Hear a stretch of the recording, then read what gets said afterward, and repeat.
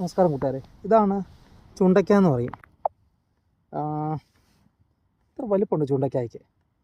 സാധാരണ നമ്മുടെ നാട്ടിലൊക്കെ ചെറിയ ചുണ്ടയ്ക്കല് കാണുന്നു. ഇത് പണ്ട് ഞാനിത് കണ്ടിട്ടുണ്ടായിരുന്നു. ഇതിപ്പോൾ കാട്ടുചൂണ്ടയാണെന്ന് തോന്നുന്നു. ഇത് കറി വെക്കാൻ കൊള്ളാമെന്നൊക്കെ പറഞ്ഞു കേട്ടിട്ടുണ്ട്, എന്തോന്ന് അറിയത്തില്ല. ഇത് കണ്ടില്ലേ,